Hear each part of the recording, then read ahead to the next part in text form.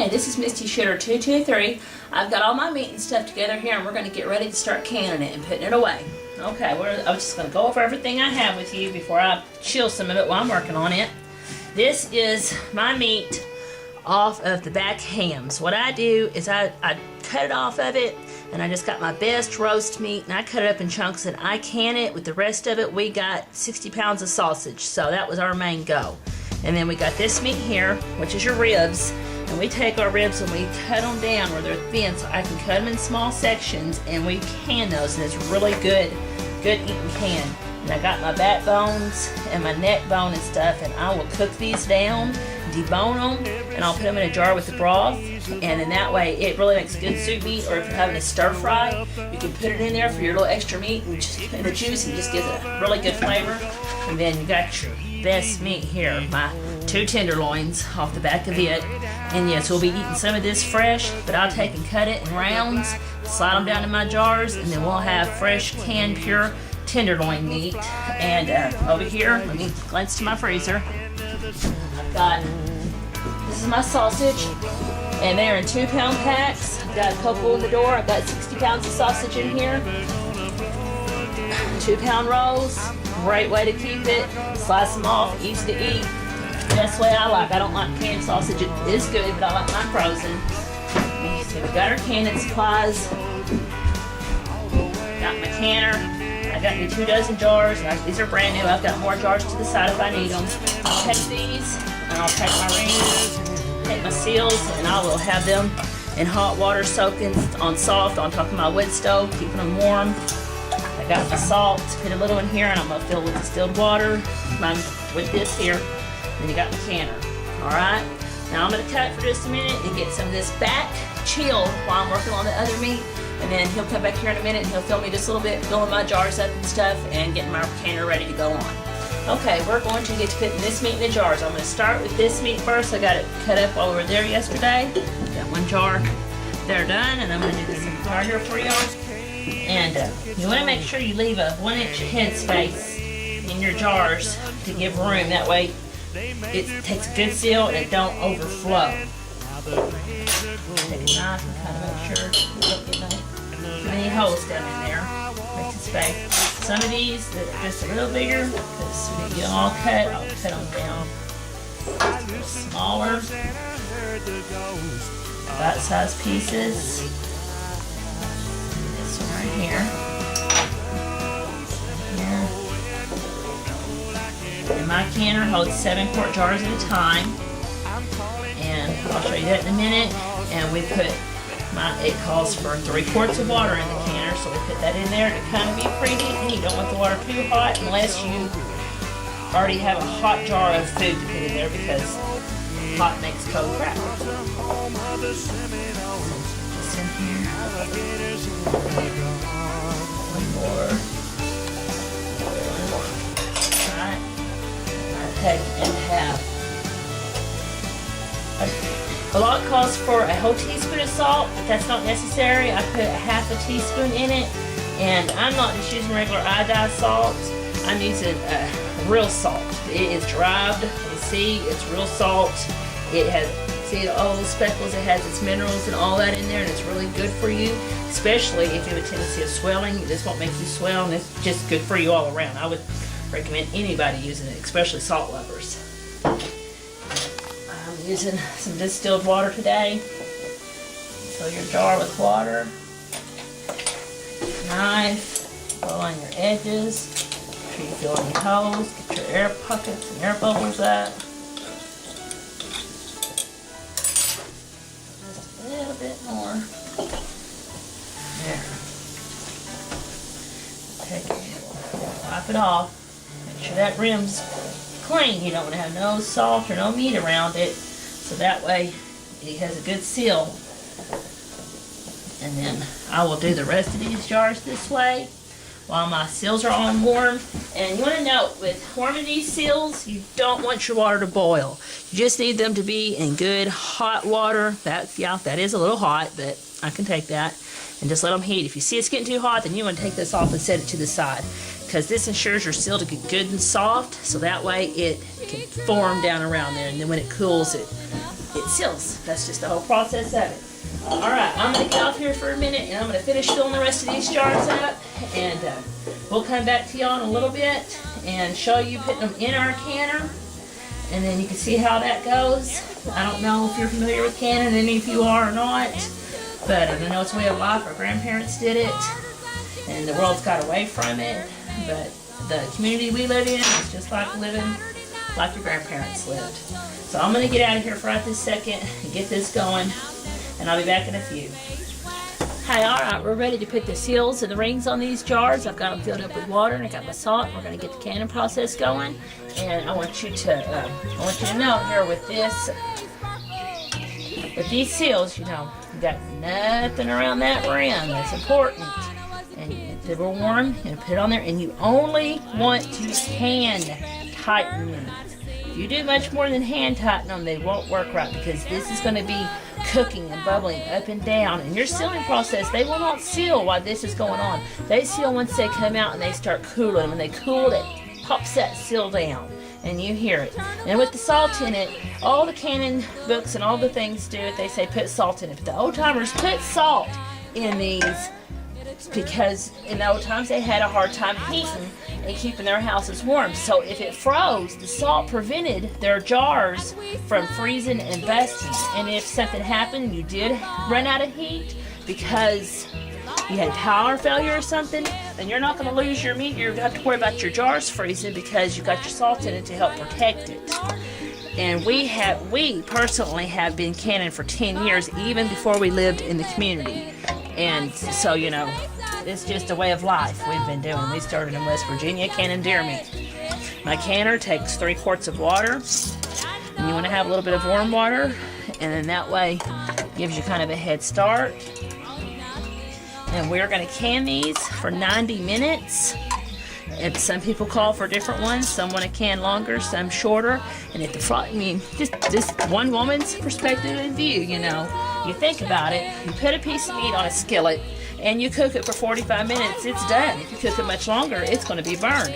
You're putting this in here under 10 pounds of extreme pressure. And you can imagine the meat is truly cooked within 10 minutes, and that's probably too long. It's probably actually cooked within 5 minutes under the pressure. The purpose is to kill all the bacteria so that way it lasts. And canned meat lasts, it's indefinite the way it lasts. Alright, let me get my lid and make sure my arrow's lined up. Right here like that. Over. And if you keep Vaseline around your seal, it helps it to stay right. I'm going to go opposite sides.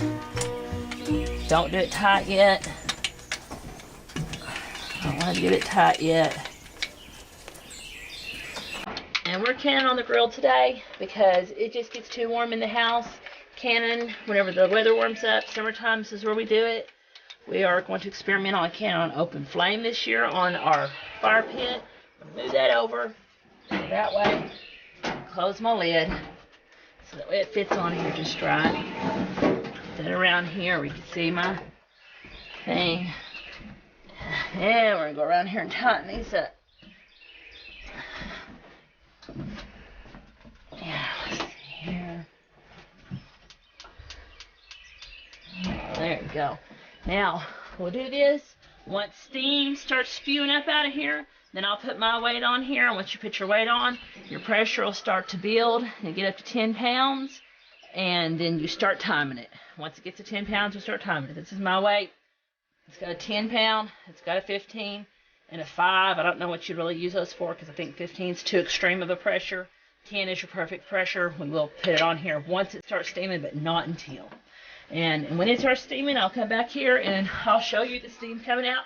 And we'll put it on here and we'll look at the time and we'll start timing. And I'll be back with y'all for a little while. I'm back now. I'm going to cut these ribs up and get these into the jars so that way I can keep me another batch of meat on cannon. I just like to cut them in small enough pieces to make sure they fit in the jars. Kind of lay my jar over so that way, you know, you can kind of lay them in there, and that way they don't take up. You just can't get enough room in them if you don't lay them the right way. And if you're a wide mouth jar, then you can get them in there more. But to the hole. And it's just really good, easy. Open them up, heat them up, put your little barbecue sauce if you want. You're good without the barbecue sauce. Get a little smaller piece. That's why I have them, don't leave a whole rack of ribs. That's why I have them cut down to a smaller piece. See if that's too tall. There.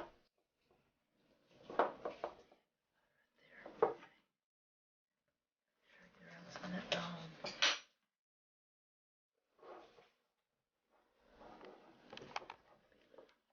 Too tall. Too tall that way. Smaller ones. Just kind of work them all so that way you have room.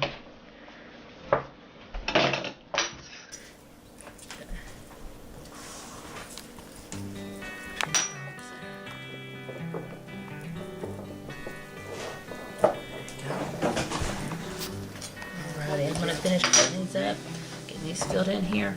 And with the ribs, you don't have to put that much water in them because they still have the fat on the meat. I still do put my half teaspoon of salt in it.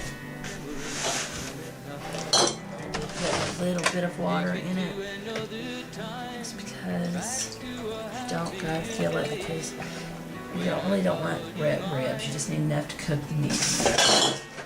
And that way you'll have all the extra grease and stuff to keep it.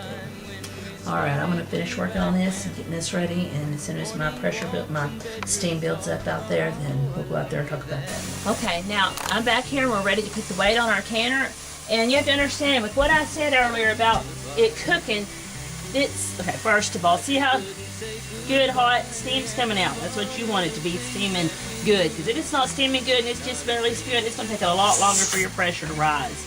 And also, when you get these gauges right here are about 2 pounds off, and whenever you get up here and it's full weight, it's going to say 12 pounds. Well, it's actually not 12 pounds. I go by my jiggler. This is what you want to go by. This is true weight. When this is jiggling and it's up here, you know you're at it, then you want to reduce your heat and you want to have a nice even jiggle. You want to have about 5 seconds, jiggle, jiggle, jiggle. About 5 seconds, maybe 10, jiggle, jiggle, jiggle. You don't want it to be no longer than 30 seconds between each jiggle, jiggle, jiggle. If you have a hard, rapid jiggle, jiggle constantly, you've got too much heat. You need to turn your fire down some. That's what you want to do. And also, you know, when you're eating it, when it's cooking here, you have to take this into consideration. When you put this on, and while I'm waiting for my steam to come, your water's boiling, and this meat is already cooking.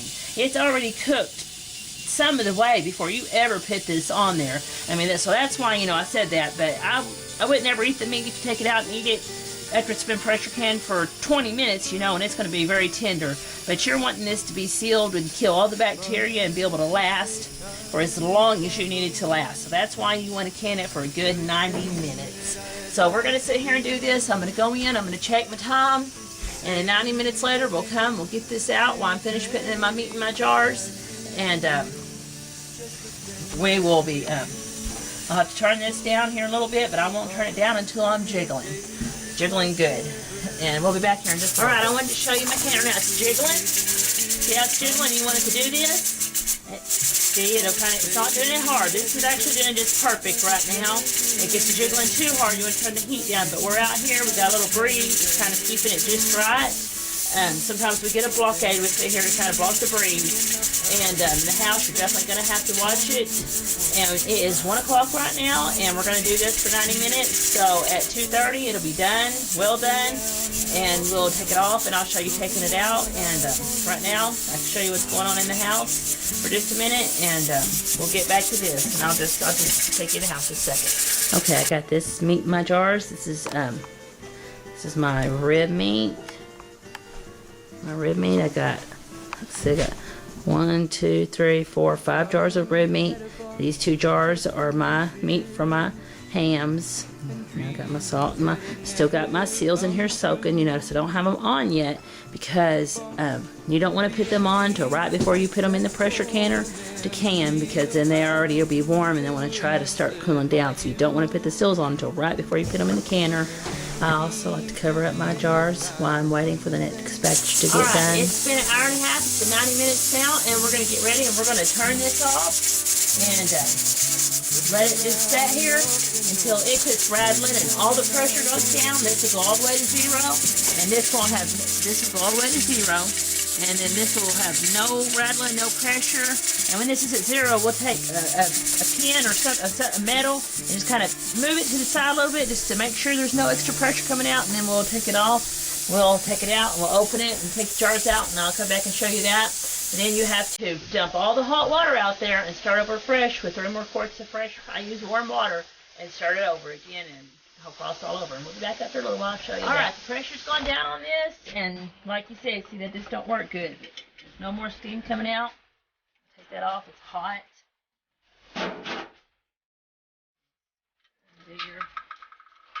Just always do them opposite of each other. That's what I was taught to begin with.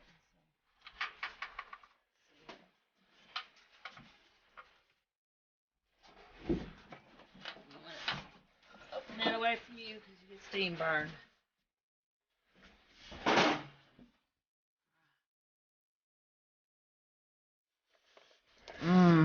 Now that's good. So it's still bubbling. Good sign.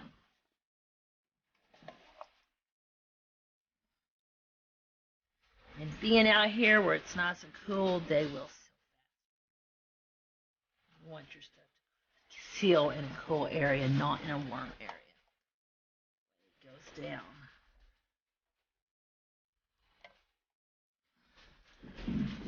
And you just can't get meat no tenderer than this. When you're in a hurry, you want to run in, get a quick supper, you open a jar of meat, and you can put it on to heat if you can keep your children out of it. I never have been able to. They want to eat it cold or not because it is fully cooked. I'd like for someone to pop and you can hear them sealing. But that's my first batch. I've got one more batch to go in. And then I'll have a third batch to do too. And while I'm waiting on this pot to cool off, I'm going to take and drain all the water out of it. I'm going to run inside, and I think I'm going to shoot my gun just a little bit, a little pressure off, a little exhaustion out of me, and just kind of get a good breath. I'll be back in just a minute. I'm going to run in the house and grab my gun and shoot a little bit. What I've been noticing, these 3 back ones, that one's sealed for me. They're sealing. You should let them do it on their own, but some of them are already sealed while they were in the canner. But see how that's boiling? That right there knows that you've done it right. Because if it's boiling, then it did good. The few that we've gotten in the past that didn't seal, they weren't boiling. But usually that happens very, very rarely.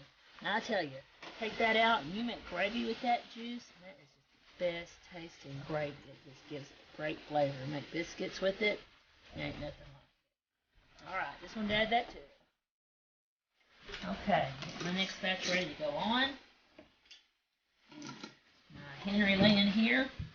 I'm going to go put these on while I'm waiting for the pressure to rise. I'm going to go shoot. Just a little bit out the back door. It's rain and lightning, a little thunder outside a little bit. So we'll just do it in the house. Well, it's hard to set up. We'll go get that done.